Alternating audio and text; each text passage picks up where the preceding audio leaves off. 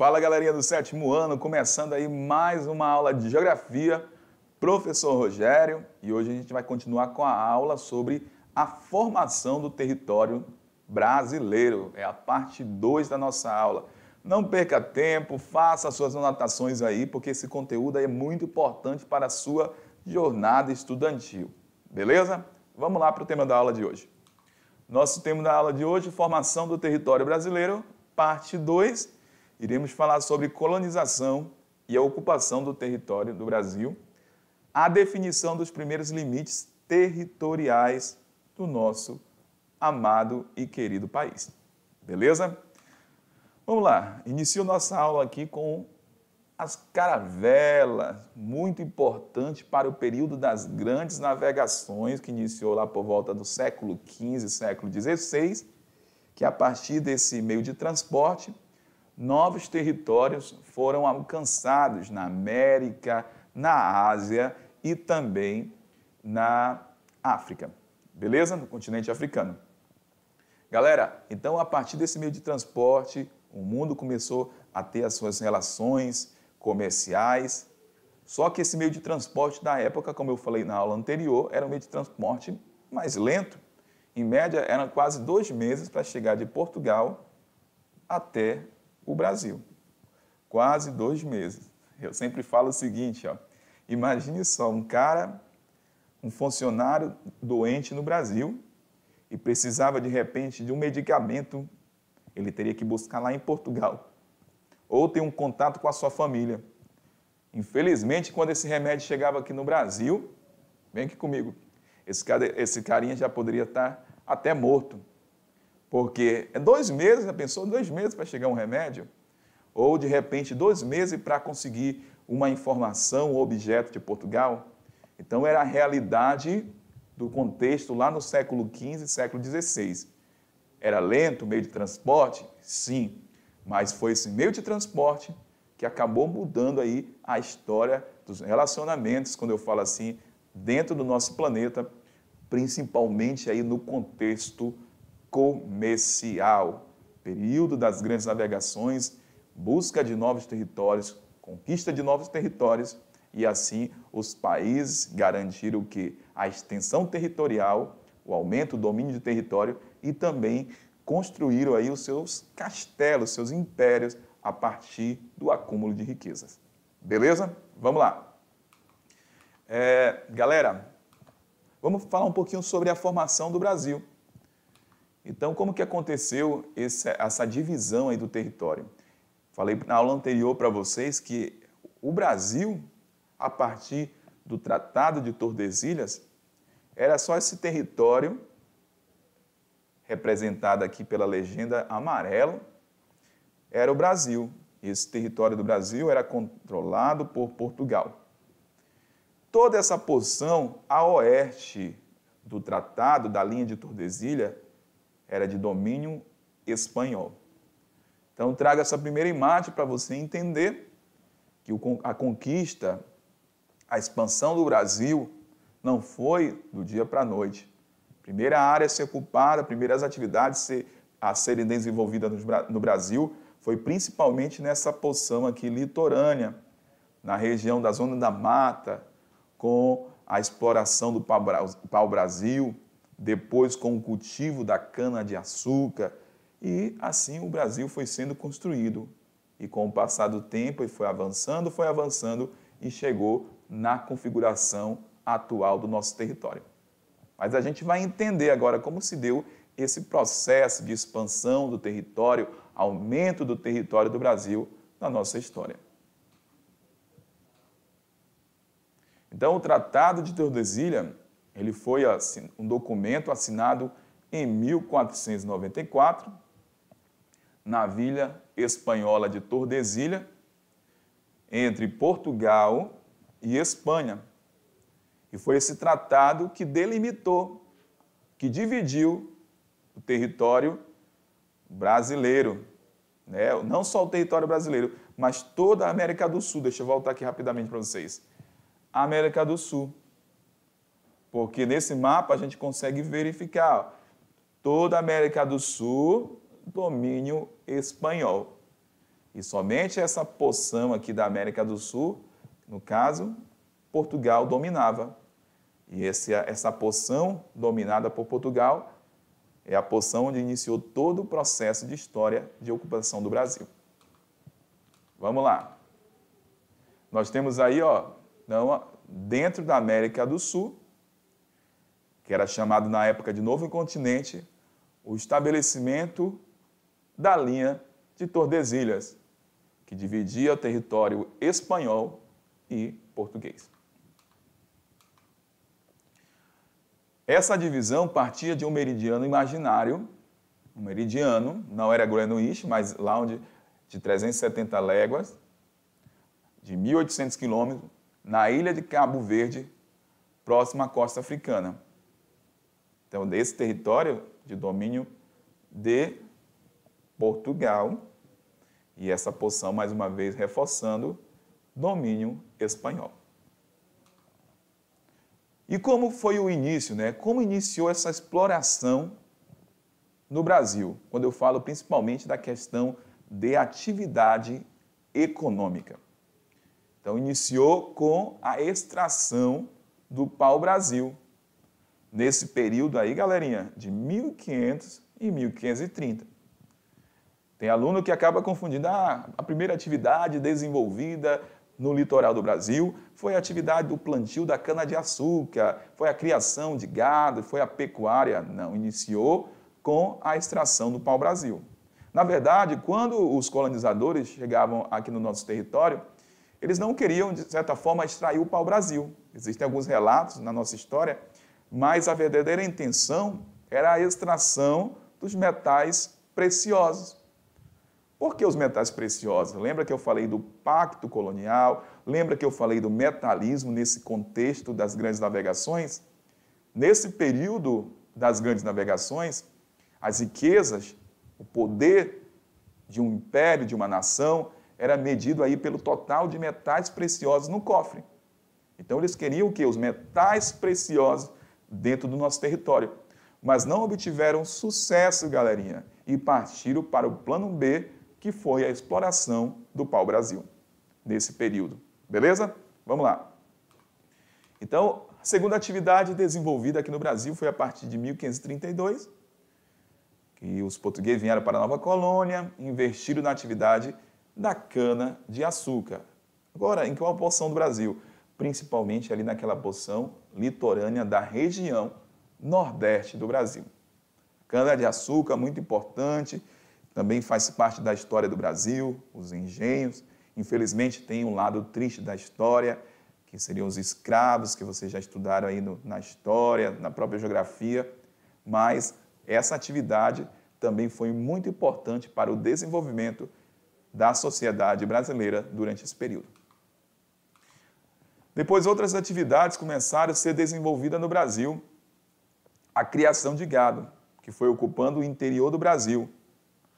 Olha, deixa eu voltar aqui rapidamente para vocês. Mas essa criação de gado, inicialmente foi feita aí nas proximidades do plantio da cana-de-açúcar. Mas não deu muito certo não, porque os gados começaram a pisotear o cultivo da cana-de-açúcar, a plantação, e a galerinha acabou sendo prejudicado. E foi assim que resolveram tirar a criação de animais das proximidades do cultivo de cana-de-açúcar. Então, tiraram lá da zona da mata, na região ali do Nordeste, e enviaram, principalmente naquele primeiro momento, para o sertão nordestino. Criação de animais também importante para esse crescimento econômico do Brasil, porque os animais, nesse contexto do cultivo da cana-de-açúcar, ainda eram responsáveis por movimentar, gerar energia, escoar a produção e também fornecer couro e a outra situação dos animais, o próprio leite, o leite e também a carne para o consumo humano. A mineração também teve muita importância nesse processo de desenvolvimento, ocupação do interior do Brasil, mas agora ela já tem um outro período aí, ó. Não é o século, mas o século XV, século XVI, já é no século XVIII que essa atividade será impulsionada, ganhou um grande impulso, principalmente na região sudeste, no estado de Minas Gerais. Então, grande parte de terras espanholas, segundo o Tratado de Tordesilhas, foram o quê? Ocupadas por portugueses, certo? Nas expedições por bandeirantes.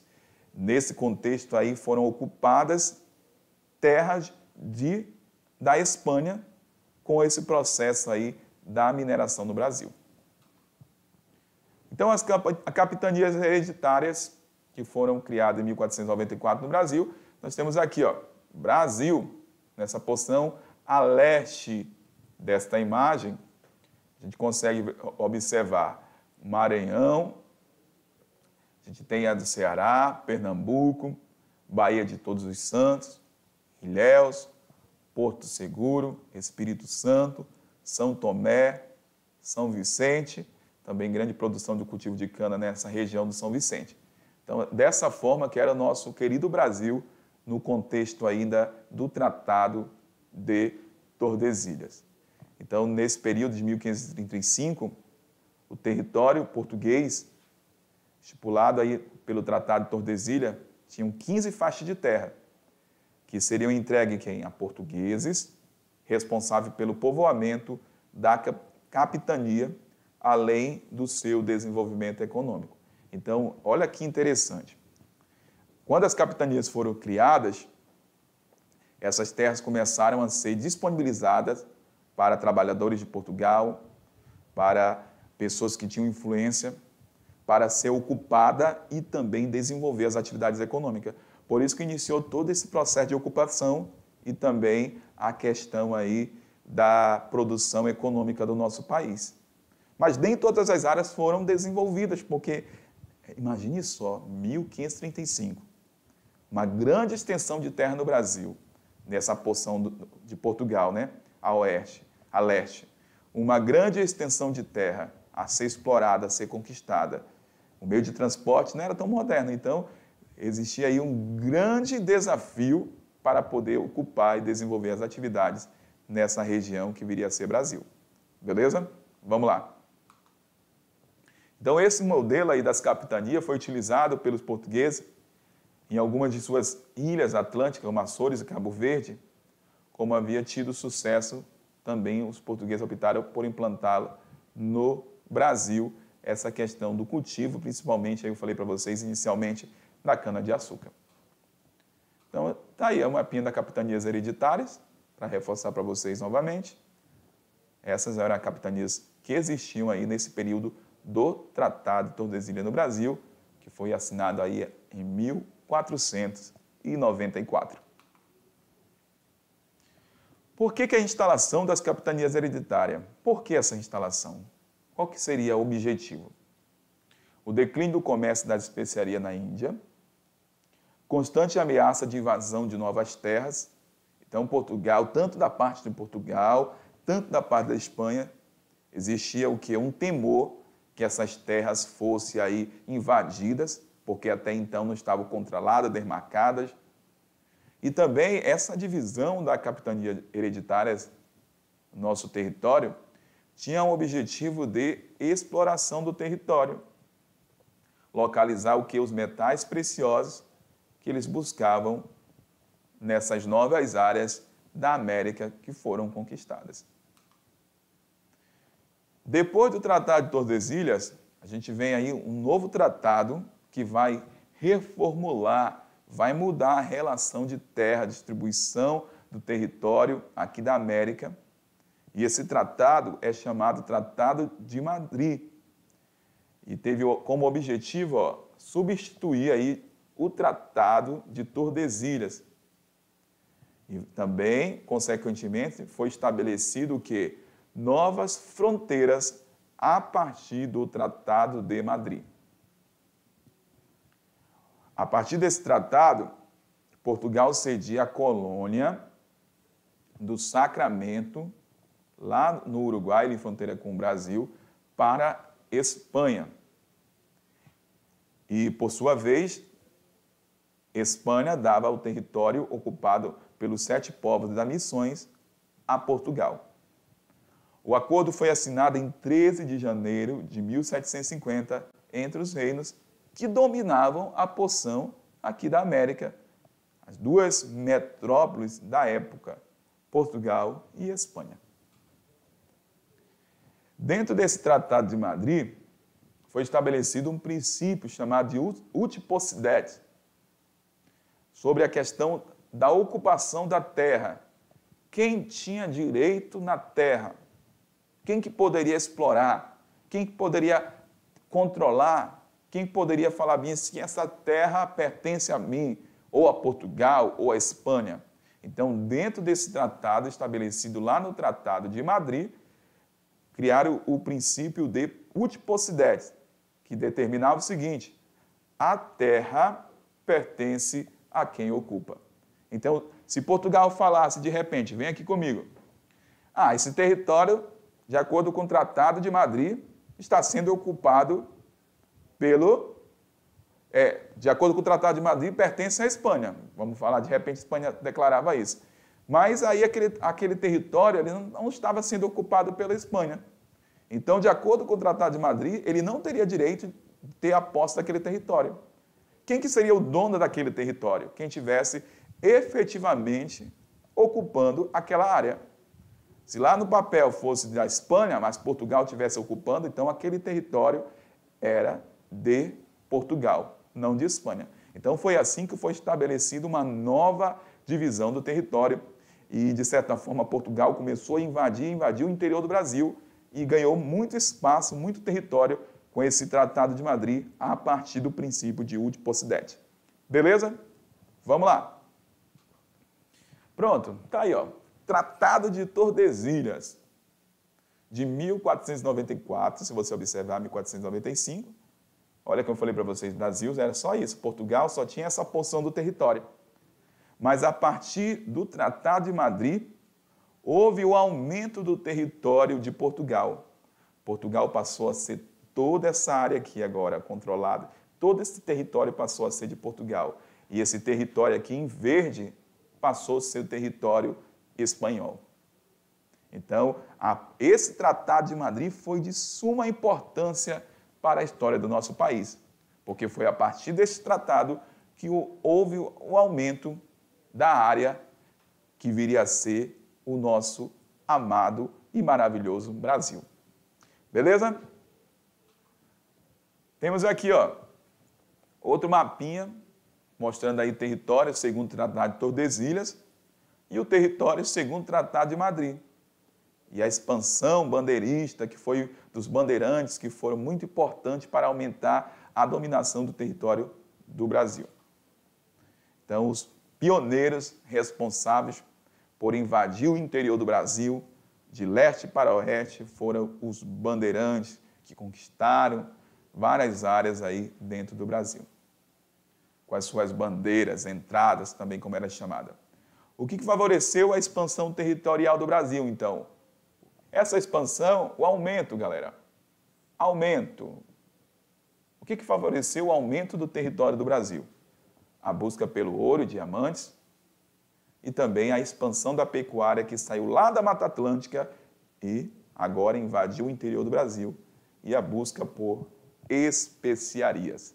Beleza, turma? Então a gente fecha aqui, galera. Vem comigo a nossa aula de hoje sobre a formação do território do Brasil, parte 2. A gente volta na próxima aula. Um grande abraço e até mais. Tchau!